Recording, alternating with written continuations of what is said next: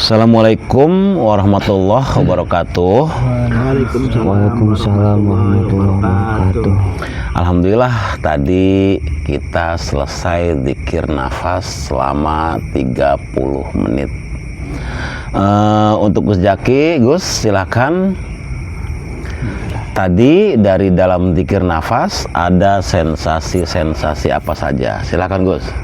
Assalamualaikum warahmatullahi wabarakatuh. Waalaikumsalam warahmatullahi wabarakatuh.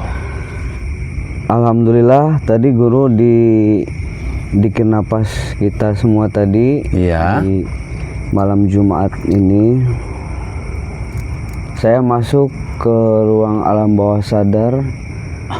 Terus saya itu langsung itu guru mendengar suara kereta kencana Iya. masuk ke dalam majelis ini. Tapi sekarang beda, keretanya lebih besar. Posisinya dari atas apa dari bawah? Di bawah sini. Oh, dari bawah. Kita meditasi di sana kan? Iya. Terus ada kereta datang. Keretanya besar, kereta kencananya. Terus menghampiri yang sedang zikir nafas. Warna keretanya tuh Iya. kayak warna perak gitu ya. Ya warna perak ya nggak apa-apa. Terus perak bercahaya gitu kan. Tapi Ya. ada kusirnya. Kusirnya tuh laki-laki guru yang di depan, dan di belakangnya itu ada sebuah tandu yang di bawah kereta kencananya itu. Iya.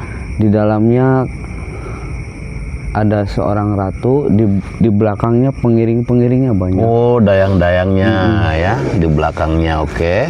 Terus menghampiri yang zikir nafas. Terus saya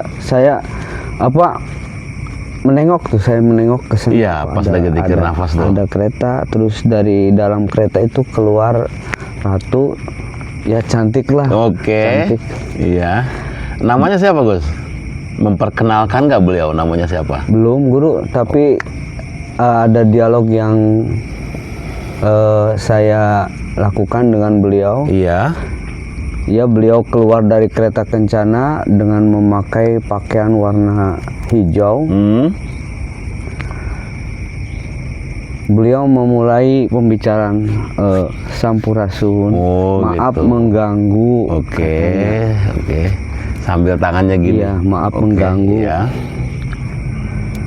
Terus saya menjawab, oh tidak apa-apa, mari ke sini. Ada Iya. perlu apa dan mau ketemu siapa? Iya. Kami di sini hanyalah Komunitas mungil. sekelompok kecil. Iya, oke. Sekelompok kecil yang sedang menggali mutiara-mutiara Tuhan, Oke. yang sedang menggali rahasia-rahasia Tuhan. Oke.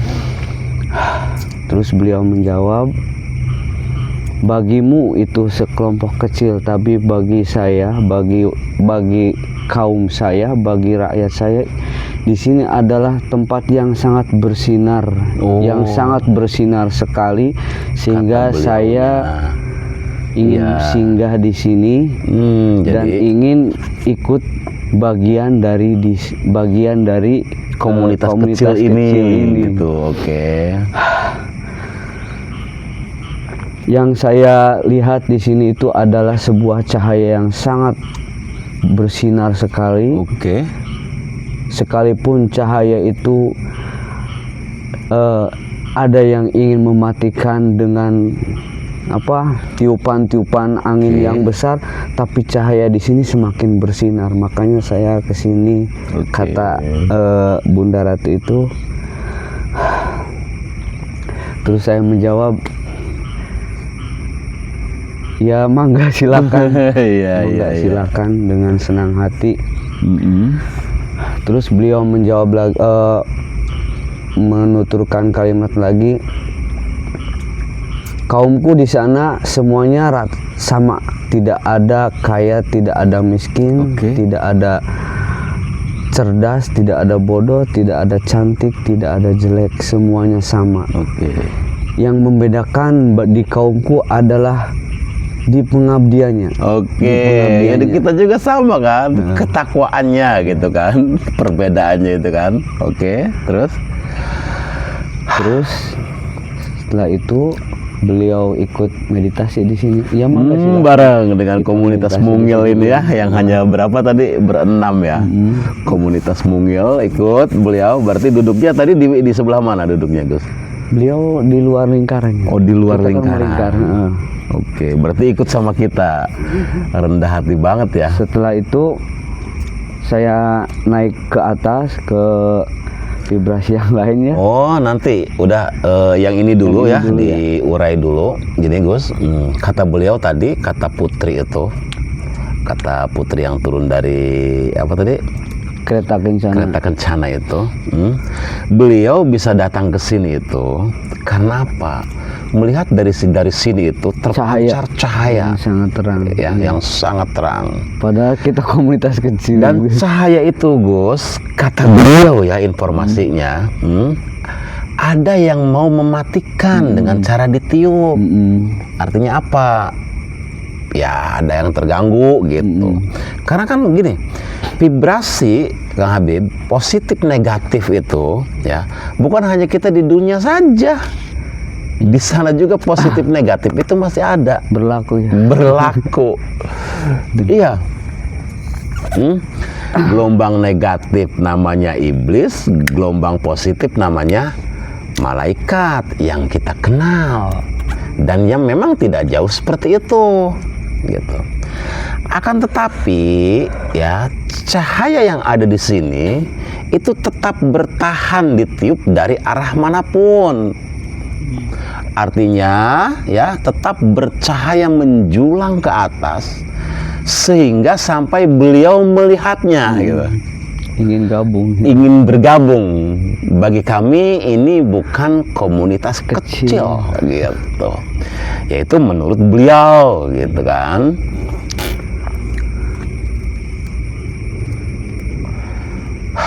Saya nggak nanyain namanya, fokus ke meditasi. Tadi tuh ya, iya nggak apa-apa. Nanti juga kalau memang beliau datang lagi, ya nanti juga beliau memberikan namanya juga. Dah setelah itu kan ikut dzikir nafas. Berarti beliau bisa ketarik ke sini itu karena apa? Melihat cahaya, gitu kan? Iya. Ya kita ini kan makhluk cahaya, Kang Habib.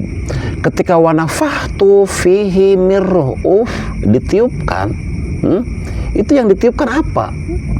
Ruh yang ketika masuk ke jasad menjadi nafas. Tapi di dalam ruh itu ada Nur Muhammad enggak? Ada. Berarti Nur Muhammad itu cahaya bukan? Cahaya. Nur Muhammad ketika diartikan menjadi bahasa kita, Nur Muhammad itu cahaya, Muhammad itu terpuji, cahaya yang terpuji, gitu kan? Nah, karena di setiap ruh ini ada cahaya, ya berkumpul di sini, ya itu kan menjadi cahaya-cahaya yang lain itu melihat gitu. Ya, melihat dan datang menghampiri gitu. Makanya secara ruh ya kita abadi. Secara ruh terbatas itu secara jasad. Ya, jasad yang abadi itu ketika perilaku kesolehan kamu dikenang sepanjang masa. Namanya jasad yang abadi. Seperti ya umum di sinilah Syekh Syarif Hidayatullah, ya. Orang-orang soleh itu dikenang sepanjang masa. Itu berarti beliau secara fisik sempurna. Sempurna itu dengan apa? Namanya dikenang banyak orang, kesolehannya, kebaikannya gitu. Jadi kata beliau tadi ya, di sini bukan komunitas kecil. Kami melihatnya adalah cahaya yang sangat terang benderang. Oke, lanjut Gus. Setelah itu saya naik lagi ke ketinggian di Majelis Buya di atas guru. Majelis Buya yang di atas itu ya. Oke. Terus? Saya masuk ke dalam. Suaranya diperbesar, Gus. Saya masuk ke majelis itu dan Iya. Buya ada di sana. Saya salaman sama beliau. Saya duduk, kemudian Beliau kebetulan sedang sendiri, Gus? ya sendiri. Oke. Ada nasihat yang beliau sampaikan kepada saya. Iya. Duduklah kamu di keheningan. Oke. Abaikan rasa dingin yang menyelimutimu, Iya. rasa panas yang menggerogotimu, Iya. dan kenyamanan yang selalu mengikutimu. Oke. Abaikan, Guru. Oke. Karena dingin, panas, dan kenyamanan itu bukan tujuanmu. Oke. Tujuanmu adalah bersama dengan Tuhan. Dingin, panas, dan kenyamanan adalah dugaan-dugaan mereka saja. Oke. Kalimat terakhir yang disampaikan. Iya. Dugaan-dugaan mereka saja. Dugaan-dugaan mereka Itu saja. belum selesai kayaknya, waktunya udah habis, Guru. Oh, Iya. sebenarnya masih posisi Iya, dialog ya. masih dialog, Cuman Bro. kebetulan sudah waktunya habis karena kita dikir nafas itu hanya selama 30 menit ya. Tapi itu juga informasi udah bagus banget itu kalimatnya. Jadi tadi kalimatnya panas, dingin, dan kenyamanan itu hanya dugaan-dugaan Mereka saja. saja. Ya, hanya dugaan-dugaan mereka saja. Umpama ya, kita duduk dikir nafas, les ya, Kang Habib mulai masuk. Nah, itu kan sering ya, nanti dingin tuh datang ya. Oke, kita bisa rasakan, tapi kita jangan fokus ke situ. Kenyamanan juga dari dalam datang. Ya. Ya, panas itu terkadang panas kalau di posisi duduk ya, posisi lagi duduk dikir nafas. Panas itu keinginan untuk bisa bertemu orang soleh lah, bertemu dengan ini, bertemu ini. Nah itu kalau di dikir nafas ya, itu api gitu. Artinya panas, dingin, dan kenyamanan itu kita abaikan saja. Iya. Ya. Ketika kita memulai dzikir nafas, mulai masuk, Kang Habib, awas. Ketika dirimu hadir, maka Tuhan Tidak ada. tiada. Ketika dirimu tiada, maka Tuhan Hadir. hadir. Maka tiadakan dulu diri kita. Ya. Ruh yang ditiupkan siapa, yang menarik, yang memasukkan napas siapa? Kita tidak ada. Artinya di kalimat tadi ya, yang dzikir nafas khususnya di sini ya, ketika masuk memulai dzikir nafas itu satu, meniadakan diri dulu. Maksudnya gitu. Iya, iya. Meniadakan diri dulu, terus masuk ke wilayah kebersamaan. Ya, Iya, bersama. ruh yang ditiupkan ya, yang dohir jasad ya, oksigen yang kita hisap. Jadi oksigen dari siapa? Dari Allah. Ruh dari Allah. Nah, sudah kamu merasa bersama, ya, baru silahkan. Itu nanti Allah mau memberikan apa saja. Karena hu ya, yang kita baca tadi, hu itu artinya gudang rahasia Tuhan. Artinya terserah Tuhan mau membukakan gudangnya yang mana. Iya. Mau gudang keilmuan, mau dipertemukan dengan para nabi, mau dipertemukan dengan ruh-ruh orang soleh, ya itu terserah Tuhan. Yang penting ketika kita posisi dalam duduk hening di dzikir nafas, yang terpenting adalah meniadakan diri dan menghadirkan pencipta Diri. itu. Dari situ baru mulai. Nah, tadi api ya, angin, kenyamanan ya, itu hanya dugaan-dugaan kita saja. Kita jangan masuk ke wilayah itu. Kita masuk ke wilayah kebersamaan antara kita dengan Tuhan. gitu. Iya, Guru. Oke, Kang Habib. Oke. Udah saya sampaikan ya ke Kang Agus. Kang Habib disampaikan aja nggak apa-apa. Kuat. Yo, Soalnya itu sih. nggak apa-apa. Jadi gini Kang Habib ya, keuntungannya ya dapat apa saja sampean dari duduk.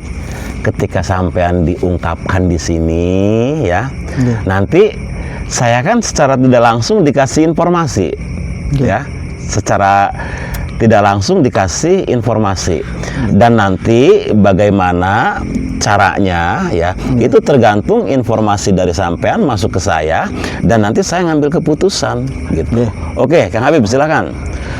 Untuk Kang Habib diurai dari awal sampai akhir, jangan ada yang tersisa sedikit pun. Oke, Kang Habib. Assalamualaikum warahmatullahi wabarakatuh. Waalaikumsalam warahmatullahi wabarakatuh. Suaranya agak dikencengin Kang Habib.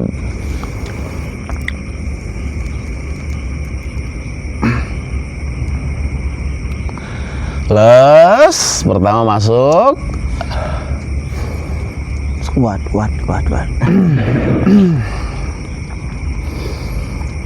Pas saya melakukan zikir nafas, Oke. di situ saya masuk, nggak tahu itu alam, entah itu bawah sadar, entah Iya. itu alam apa, saya nggak tahu. Tapi di situ ya intinya sih saya itu dikasih tahu untuk bebenah diri. Iya. Apa kamu takut? Bukankah aku bersama kamu lebih dekat dari urat leher nadimu? Apa yang kamu takutkan dan apa yang kamu banggakan? Oke. Aku sudah memfasilitasikan kamu, anugerah kamu, rahmat ke kamu. Apa lagi yang kamu minta dariku? Aku kasih semuanya. Iya. Apa kamu nggak menyadari di situ?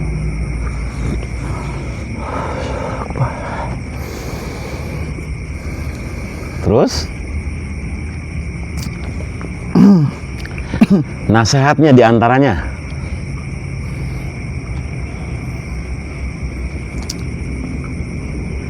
Engkau itu harus bangkit. Iya. Engkau itu harus sadar.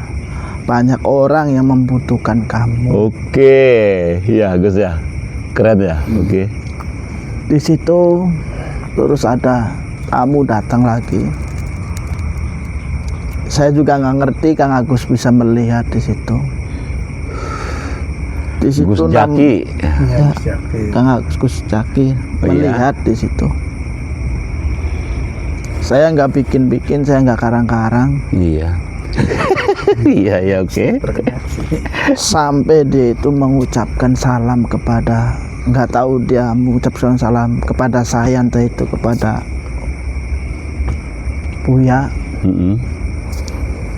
Karena di situ saya kan waktu diberi itu Gur, nasihat. Iya. Tapi dia itu melihat, meminta izin saya buat nasihatin saya. Oke. Cung, apa yang kamu takutkan sebenarnya? Saya diem. Saya nggak bisa berkata-kata. Takut beli mangan. Terus? Sedangkan kamu itu, leluhur kamu itu setiap hari, setiap detik, setiap menit mengikuti kamu. Apa kamu masih tetap nggak sadar? Saya jawab, maaf. Ya, boleh nggak saya berkata? Boleh silakan. Saya tanya, maaf, ibu ini siapa? Wadon. Iya, saya itu nggak memanggil dia Nyi Ratu, saya nggak memanggil dia. Saya hanya tanya, ibu ini siapa? Meskipun dia pakaiannya emang dia Nyi Ratu apa? Terus dia jawab, saya Nawangsi. Oh, Nawangsi, oke. Terus dia berkata terus sama saya terus. Sampai saya juga nggak ngerti sama sekali dialektika seperti ini. Saya baru tahu, bener-bener saya baru tahu, baru sadar telat. bahwa saya itu ada yang dampingin, ada yang lindungin. Kata beliau, kalau leluhurmu tidak diutus sama Allah, itu nggak mungkin melindungi kamu. Kenapa kamu nggak menyadarinya? Tolong sadar. Oke. Saya nggak bisa jawab lagi pertanyaan seperti itu. Dia terus ngomong, Allah itu sayang kepada kamu, nggak membeda-bedakan, semuanya sayang semuanya. Kamunya sendiri yang lalai kepada dia. Saya terkadang berpikir gitu, Guru. kuat.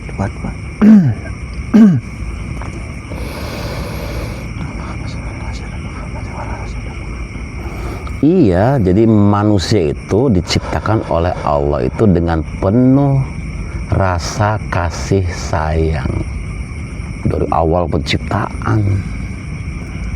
Kitanya di sini mintanya ridho, wong udah diridhoi aja. Iya Guru ya, Betul. Iya.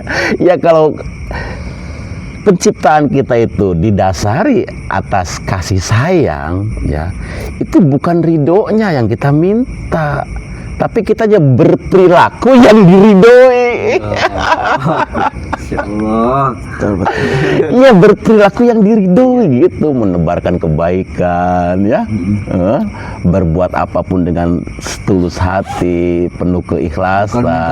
Bukan minta ridho, bukan minta ridhonya, akan tetapi actionnya ke perilaku yang diridhoi oleh Tuhan itu, gitu. Insyaallah. Dituntut suruh sabar, suruh berbagi. Hidup itu bukan sendiri, ya. Kita bersama orang lain. Yakini bahwa mereka itu adalah bagian daripada diri kita sendiri. Karena apa? Ruh yang ditiupkan oleh Allah ke dalam diri kita dan ke kamu itu juga sama. Yang membedakan itu hanya perilakunya saja. Ya kan gitu. Seharusnya fokusnya bukan meminta ridho Allah, akan tetapi masuk ke perilaku yang diridhoi gitu. Oke, lanjut. Ya pas itu saya manggilnya kan ibu ya, Iya. bukan Nirato, bukan apa, bukan sayanya, karena saya kan melihat pakai mahkota di situ, pakai rompi-rompi ya seperti orang ratu aja gimana. Tapi Mahkota itu sebenarnya mahkota tuh ketika siapapun pakai mahkota, ya itu sebenarnya mahkota itu orang yang berpikiran brilian, berpikirnya hanya Tuhan, kemanfaatan, ulas asih. Sebenarnya begitu mahkota itu. Jadi pikiran-pikiran yang selalu serba Tuhan di sana, makanya dipakai mahkota. Orang yang pakai mahkota itu sudah kemanfaatannya pasti sangat luar biasa. Artinya pikirannya luas gitu kan. Oke, Kang Habib lanjut. ya kata ibu tersebut, kamu mau berpaling kemana? Di mana-mana ada wajah dia kok, dia juga kok. Saya menangis di situ. Saya nggak bisa jawab karena yang dimaksud dia tersebut itu siapa gitu loh. Tapi saya nggak berani karena di situ saya berkucuran air mata. Tapi Coba beliau senyum.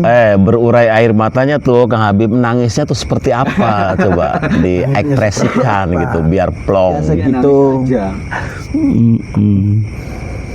Saya nggak enak.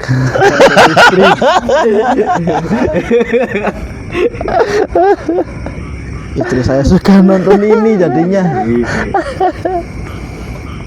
Sampai istri juga penasaran mau ke sini. Ya intinya sih di situ begitu aja. Kuat. Ya terus setahu saya di situ Buya tersenyum. Iya. Pas saya melihat ke Buya tersenyum, kata Abah, udah selesai. Tapi saya masih memaksakan diri, masih menyambungkan. Iya, oke. Masih ada kalimat-kalimat di Iya, situ. terus saja masih itu. Sampai sekarang saya ini masih nyambung. Oke. Gitu. Paham nggak maksudnya? Ya udah gitu. Ya itu ya artinya kan gitu ya. Intuisi itu ketika sudah masuk, ya, itu terus sambil tidur itu masih ingat, masih dialog. Bangun tidur pun dialognya apa masih nyambung. Itu kehebatan Tuhan yang sangat luar biasa. Lanjut ke Habib. Tapi boleh nggak saya bertanya dulu apa? Boleh. Dia itu siapa, Pak? Siapa? Dia itu Tadi siapa? wajahnya di mana-mana tuh. Ya dia tuh wajhullah, pencipta. Gitu. Saya nih melihat kamu sekarang nih dari physically saya melihat kamu, tapi secara hakikat saya melihat wajah Allah. Nah, dia itu adalah wajhullah. Ketika saya berbuat baik, saya melihatnya kamu. Ketika kamu yang saya baiki, ya, saya berbuat baik ke kamu. Terus di suatu saat kamu marah ke saya, ya. Kalau saya melihat fisik kamu, saya jadi ikut marah. Tapi kalau yang saya lihat wajhullah, toh waktu saya menolong kamu, saya nggak urusan dengan kamu. Saya hanya menolong Allah yang ada dalam diri kamu. Itu namanya wajah. Paham nggak maksudnya? Dia itu sang pencipta. Terus kata Buya, Lanjut.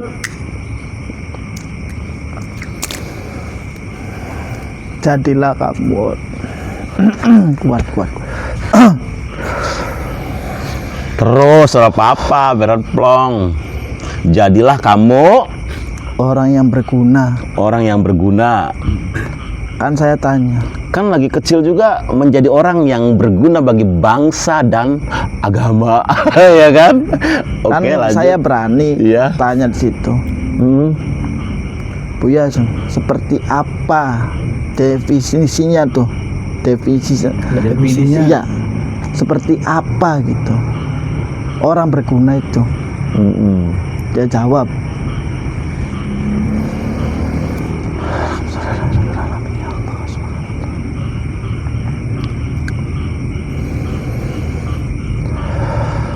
kalau ada orang yang belum makan, kamu tahu. Kalau ada masyarakat lagi gugur gunung, kamu ngikutin. Entah itu uang, entah itu tenaga kamu. Setiap ada gotong royong apapun gitu. Terus ilmu kamu yang kamu kasih oleh Tuhan itu bukan ilmunya kamu, itu ilmu Allah. Jangan sampai menjadi hamba ilmu. Ciri-ciri hamba ilmu itu punya ilmu, ya, tapi tidak merasa diberi oleh Allah. Itu namanya hamba ilmu. Hamba huruf maca bismillahirrahmanirrahim, bismillahirrahmanirrahim. Donge sugih kita maca bismillah semene arane hamba huruf. Lanjut. Atas dasar apa kamu mengklaim bahwa itu pengetahuan kamu? Nah, Sedangkan Allah itu memberitakan dihujat kamu. oleh Tuhan tuh untuk orang-orang yang punya ilmu itu, merasa untuk orang-orang yang merasa punya ilmu itu dihujat oleh Tuhan. Atas dasar apa kamu merasa berilmu? Keren kan? Serem kayak kita ngerasa pinter baik. Lanjut. Ada salah banyak, Mbak. Sekarang masih aja sekarang. Masih nyambung. Dialek semua banyak orang yang melihat ke saya. Iya. Kata beliau, lihatlah orang-orang sekelilingmu membutuhkan kamu, membutuhkan bimbingan kamu, karena Allah sudah mempercayakan untuk kamu, untuk membimbing dia. Kenapa kamu pergi dari situ?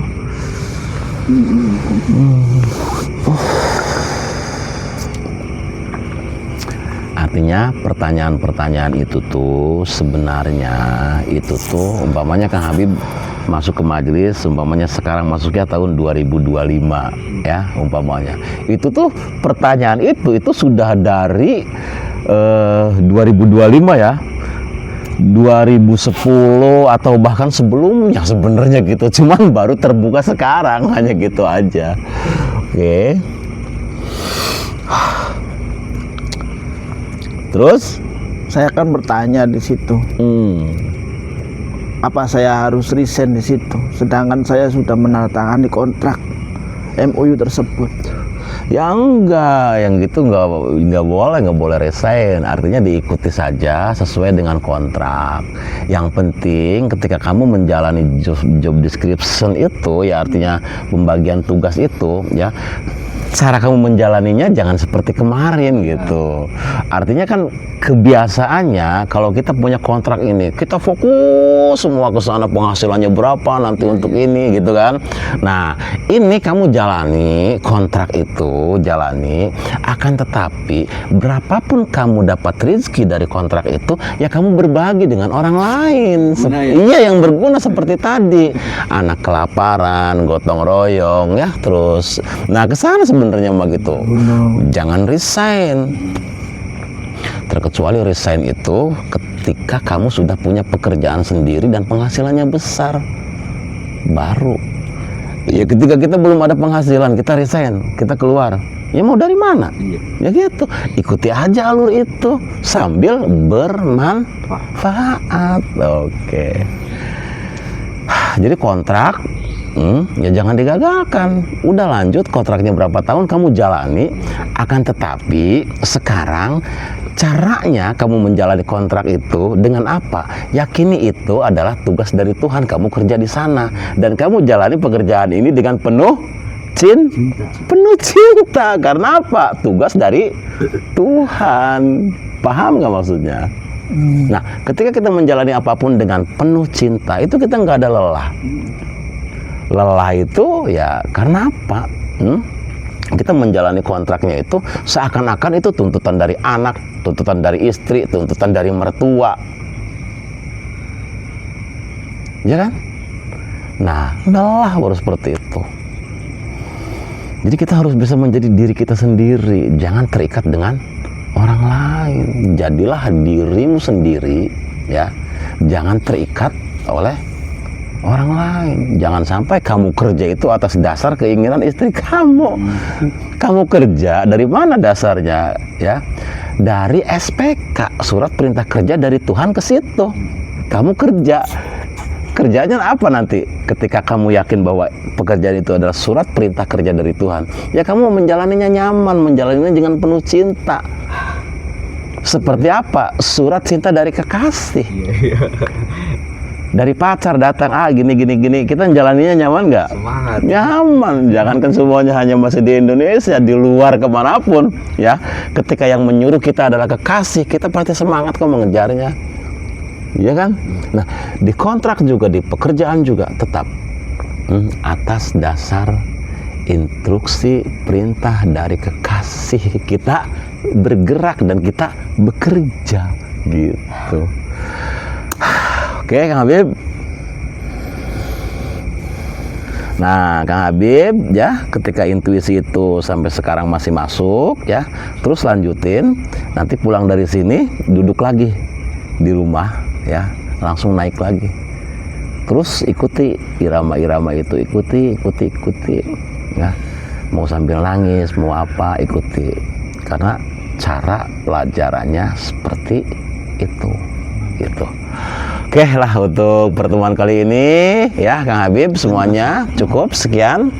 Semoga ada manfaatnya. Wabillahi taufik wal hidayah. Wassalamualaikum warahmatullahi wabarakatuh. Waalaikumsalam warahmatullahi wabarakatuh.